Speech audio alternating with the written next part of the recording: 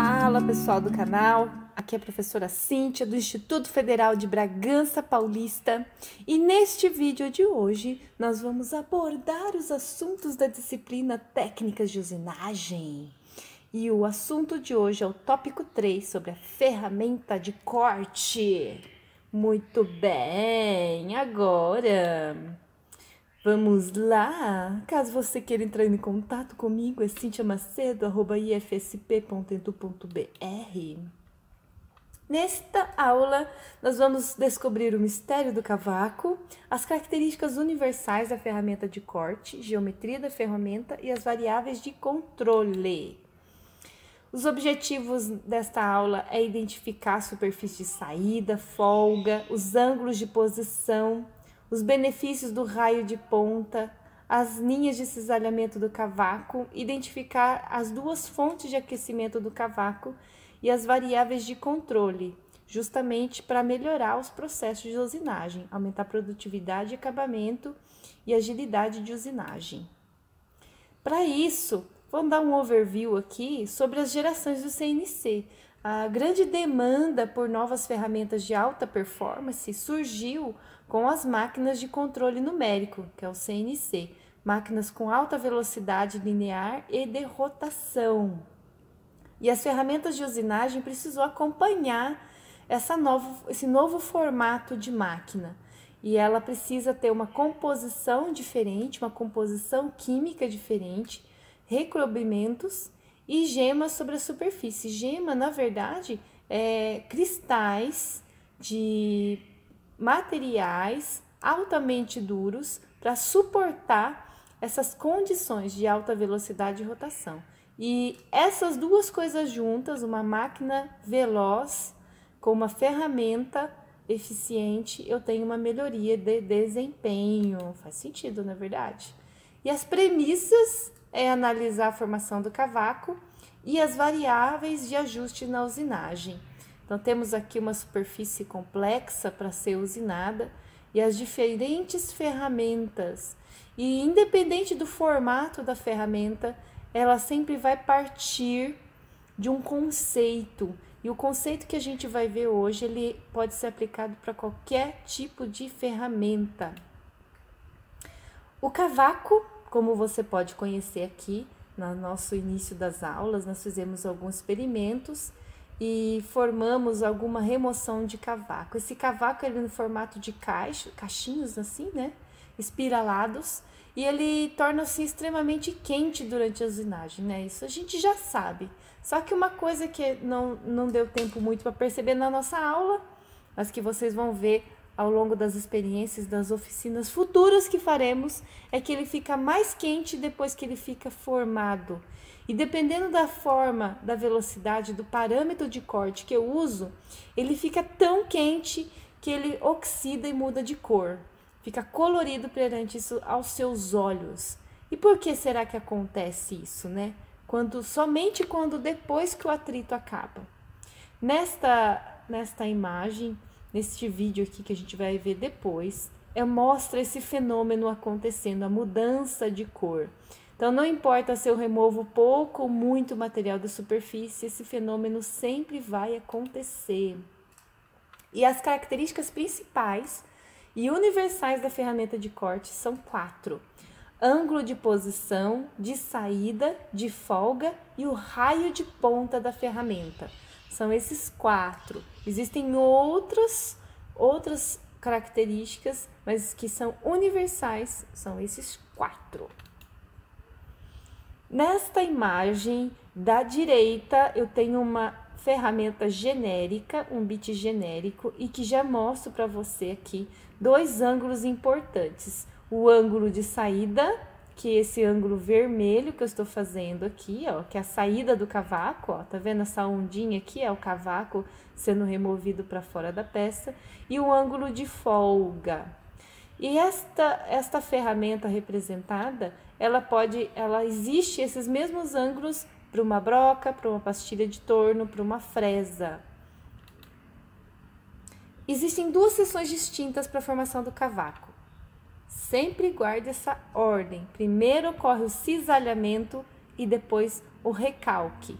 O cisalhamento, ele se dá bem na aresta afiada, é onde destaca o cavaco da matéria-prima.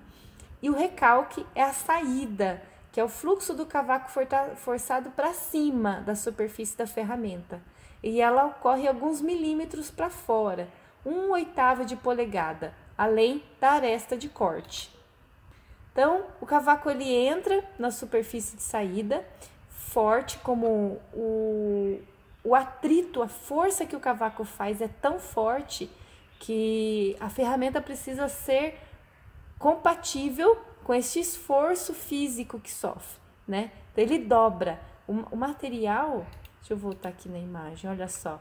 O material ele está sendo empurrado contra, tá vendo? Olha só. Ele está sendo empurrado contra a superfície. E essa força contrária de movimento que acontece, existe um fluxo de material ao contrário, que o correto era ficar aqui, né, linear. E ele é empurrado para trás. E é essa força que gera o atrito e que forma o cavaco.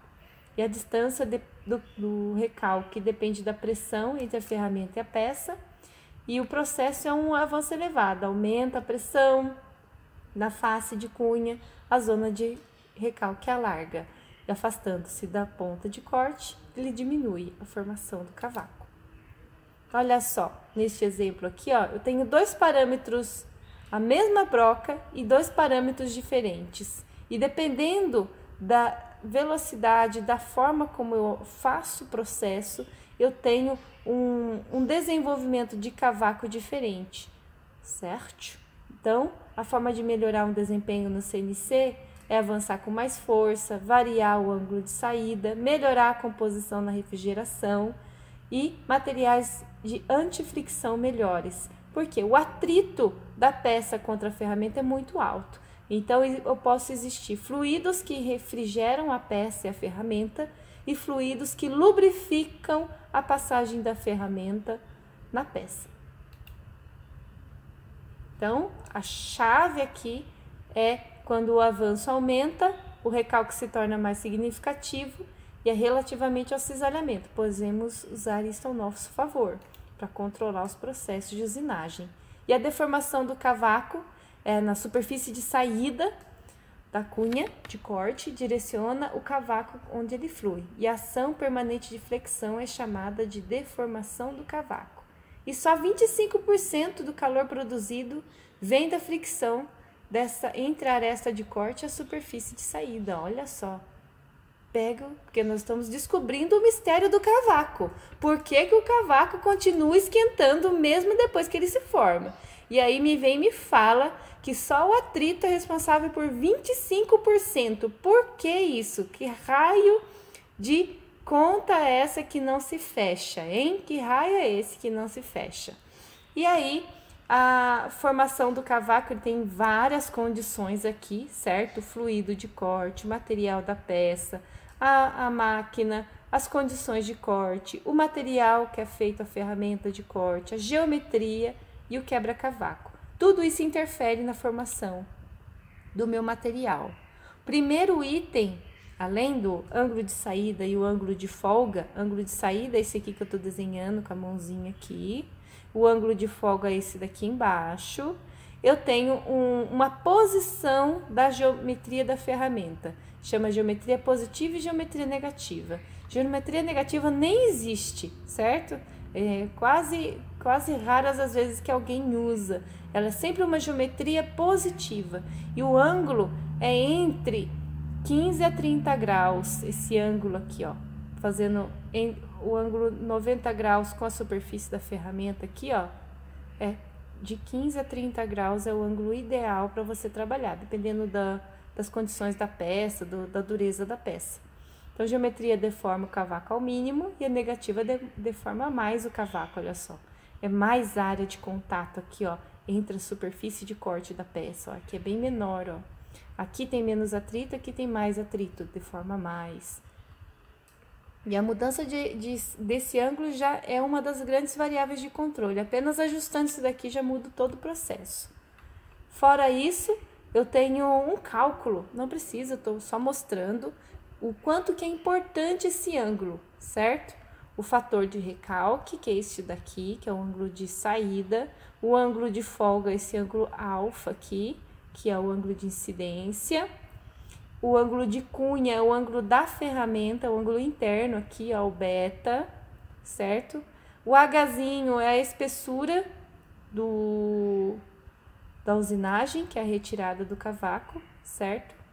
E o HCH é a espessura do meu cavaco, que é após a retirada. O ângulo de folga ele é importante. Sem ângulo de folga eu não consigo usinar. Precisa ter esse ângulo de folga atrás da peça. E ela tem um propósito de aliviar as tensões durante a usinagem. E quando a cunha de corte com folga inadequada fricciona, não usina, certo? Ou corta um insuficiente. Eles chamam de arrasto de calcanhar, ok? Então, eu não posso encostar. Eu sei que é ridículo isso, né? Mas tem que colocar, porque vai que alguém faça sem saber, né? Então, como temos pessoas leigas no nosso curso, é importante mostrar. Então, o ideal é esse ângulo aqui, ó, o ângulo de folga. Em atrito aqui, mesmo que não é uma superfície a ser usinada, não é uma boa prática. Existe fricção de atrito. Eu sei que é comum, é bom mostrar, né? É importante mostrar que não pode ter. Aí, o ângulo de folga, que é o ângulo de incidência, ele deve existir. O ângulo de saída, que é o outro, o ângulo de corte, é o ângulo principal de corte, é importante característica que controla o cavaco, né? O ângulo é formado entre a aresta de corte e a direção de avanço. Tem uma broca aqui agora para mostrar. O ângulo de corte, olha, a superfície é a parte horizontal. E o ângulo de corte é esse ângulo entre a superfície da peça e a posição da aresta de corte. Este ângulo é o ângulo correspondente. No caso, para perceber um pouco mais sobre o que é esse ângulo de posição, que é o ângulo que a ferramenta faz sobre a peça, imagina a faca para poder cortar um lápis, ok? Então, quanto mais ângulo fizer, entre uma inclinação suave ali, com 20 graus ali, eu consigo talhar bem a peça, certo? O ângulo zero, a faca não entra em contato, sai do mesmo jeito, mas se eu vou aumentando um pouco mais o ângulo, eu consigo remover material. Assim é para a ferramenta de corte. Esse ângulo, eu tenho que fazer uma entrada, certo? Eu usei uma faca de cortar um pão, por exemplo, certo? Então, quanto mais eu inclino, por isso que a faca ela tem essa geometria baulada, justamente para aumentar progressivamente a face de corte. Eu inicio aos poucos e à medida que a ferramenta avança, vai aumentando o contato da ferramenta com a peça, certo? Por isso que existe esse processo desse ângulo de inclinação da ferramenta, ok?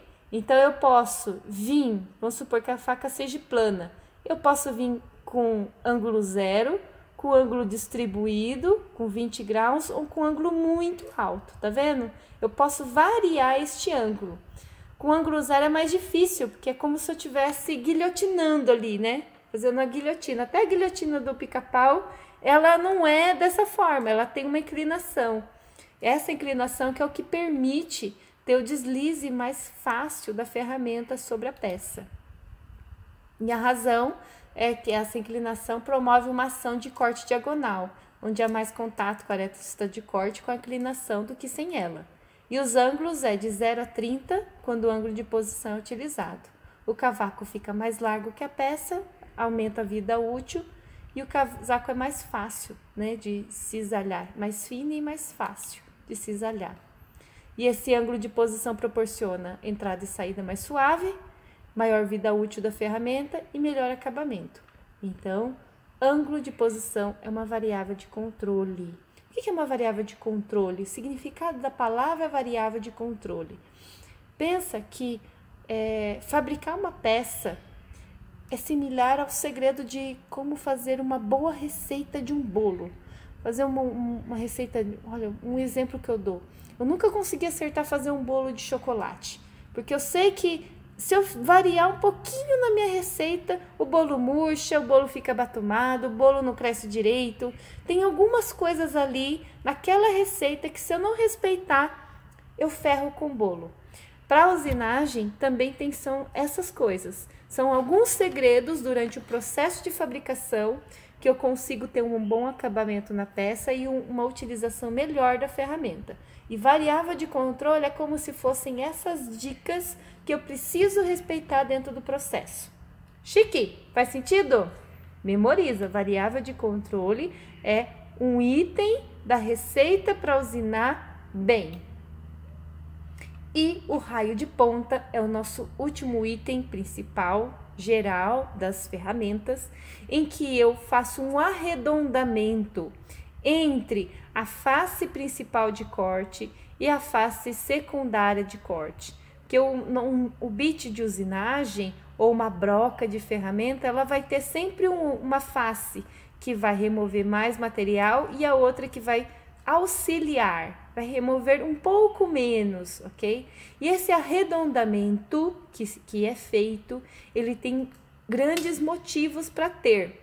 O primeiro motivo é o acabamento, para suavizar a superfície da peça. Olha, aqui eu tenho muitos cantos vivos, e cantos vivos, como nós já sabemos, é um grande problema sério de concentração de tensões dos esforços mecânicos. Então, se eu faço um canto vivo, eu estou fazendo com que todas as cargas, quando o meu objeto vai ser solicitado depois, vá para aquele ponto e ele vai romper mais rápido. Com o canto arredondado, eu diminuo essas tensões na peça. Ok? Por isso que as janelas do avião são redondas, não são quadradas. E esse raio de canto é uma ferramenta chamada raio de ponta também. E ele também é para aumentar a vida útil da ferramenta. Eu distribuindo melhor as tensões na ferramenta com o canto arredondado, eu aumento a minha vida útil. Então, não existe canto vivo, sempre existe um canto arredondado.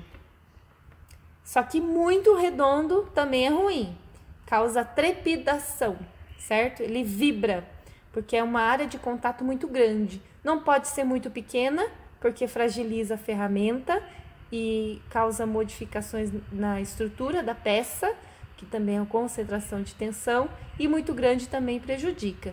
Eu tenho que fazer algo que fique entre é um caminho do meio, neste caso. Então, é uma das variáveis de controle, o canto. Eu fiz um vídeo para vocês, meus queridos. Eu produzi um vídeo para nossa aula de hoje. Olha só que lindo! Vou colocar aqui. Você que está assistindo, assista esse vídeo na sequência, tá bom? Para reafirmar os conceitos que nós vimos desta aula. Por favor, hein? Olha lá, hein? E neste vídeo também é um vídeo mudo da Universidade Federal do Rio Grande do Norte, em que mostra essas faces, essas posições da ferramenta. Então, assista o primeiro vídeo que eu fiz e depois assista este outro para mostrar a visão geral da ferramenta de corte. Ok? Revisando o que nós vimos, o ângulo de saída é uma variável de controle, o aumento do avanço, recalque, torna mais significativa a relação de corte, e a face de recalque, que é o fluxo de cavaco deformado em outra forma. E o ângulo de folga é uma questão de ter o suficiente e nada mais. É só um pouquinho, então eu não preciso me preocupar o quanto de ângulo de folga eu tenho que ter. Ele é uma variável, o ângulo de folga não é uma variável de controle, até certo ponto que a cunha não estiver atritando no calcanhar, ok? Então, eu respeitando isso, tá tudo certo. E o ângulo de posição é uma variável de controle, que o ângulo de posição é o ângulo da superfície de corte da peça e o sentido do movimento de corte. E o ângulo de posição permite uma entrada e saída gradual no corte, que é a maior vida útil da ferramenta e o melhor acabamento na peça. Ai, acabamos por aqui. Vá para o Moodle, faça a nossa atividade deste tópico 3, ok? Identifique lá nessa página um ícone como este aqui mostrado. O que eu tenho para falar é isso, um grande beijo e até o próximo vídeo. Tchau, tchau!